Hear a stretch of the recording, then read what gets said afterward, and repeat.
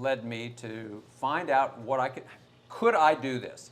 I found a business in Towson that this is actually what they do, is they take old tapes, old VH1, not VH1, VHS tapes, and they digitize them, they modernize them.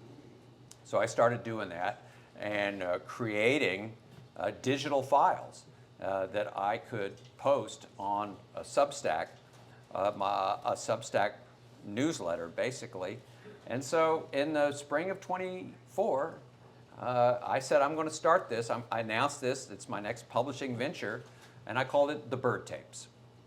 And so the first one, there's written content on there, some new writing by me, basically looking back at Orioles history, and these interviews, one after the other. I think I had 40. I had 45 of them. Several of the old, I called them vintage interviews, the sound quality just wasn't good enough. I didn't feel like it was fair to put these out for public consumption. So, but the rest of them were fine.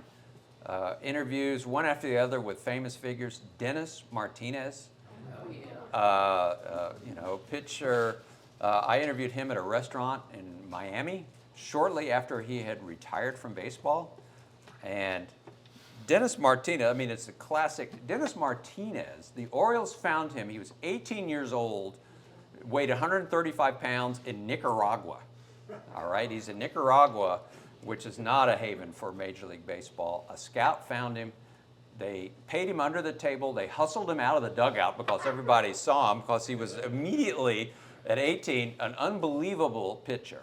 And they kidnapped him and brought him to America. And so he tells me this story, and of course I have other people talking about each other as it goes along. Mike Flanagan was a rookie that year. He says, yeah, we go to a rookie ball together, and I'm going to quit because Dennis Martinez is 3 times as good as I am. So anyway, Dennis goes on to, he pitched here for a number of years. He had some personal problems, drinking problems, left the Orioles, got his act together, and wound up winning 245, I think, Major League games. The most wins ever by pitcher signed by the Orioles.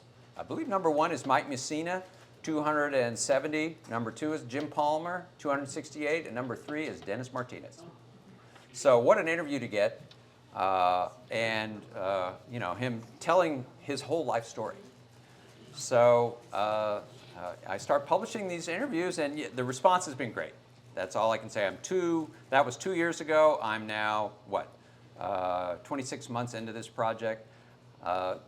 And what was interesting was I ran out of interviews. All right, I posted them over a period of time and wrote introductions and told these stories, basically going back and telling their stories again.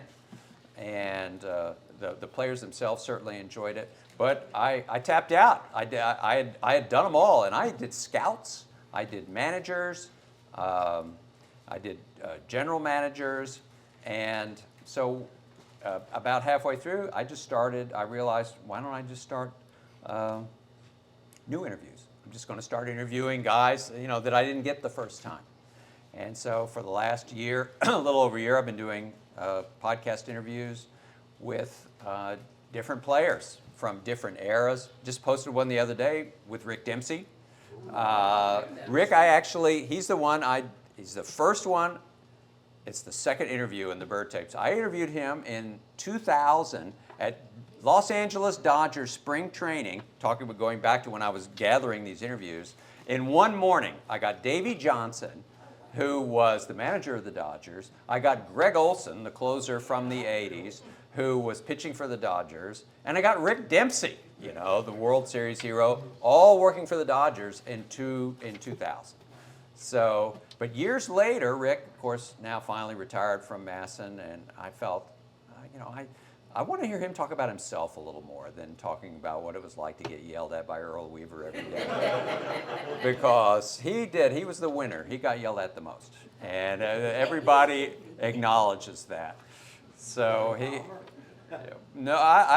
Palmer, I don't think he yelled at Palmer. I don't think. I think he's a little afraid to yell at Palmer. You know. So. Don Stanhouse, I was unable to get. Yeah, I didn't get it. My biggest regret, I have not gotten John Lowenstein. John Lowenstein, who of course was another. He was just a broadcaster here. I know him. But I fear, I've been told, because I just can't reach him, I fear that maybe his health isn't so great. Now, he would be an incredibly popular interview. How about Chris Hoiles? Chris Hoiles, very good question, because I interviewed Chris about 2 weeks ago, and that one will be posted. Yeah. One of my daughter's favorite players. Chris Hoiles, very interesting player. Great Oriole for a number of years. You know, never played for another team. And so at this Bird Tapes on Substack, I post these interviews, the old ones, and I repost them sometimes, the new ones. It's been, I recently did, even still doing general managers, Andy MacPahil, who was the general manager when they were really bad. But his story is very interesting, the things he did to set in motion. And I've been doing broadcasters as well. So where are we listening to these? On Substack. On Substack. Yeah, I can give you a card with the site. But Substack is like any app you would click on. Yeah, okay. It's like if you click on a newspaper app, you click on Substack, but you have to find the Bird Tapes and like you sign up for it. Yeah, because my son did it for Patreon. Patreon, it's the same thing. Yeah, that's what I was It's the same thing. And there are, you know, there's a free tier, and they are behind a paywall, because there's a lot involved with what I'm doing. I have to get these things digitized. I'm using an audio engineer to really bring them up to speed.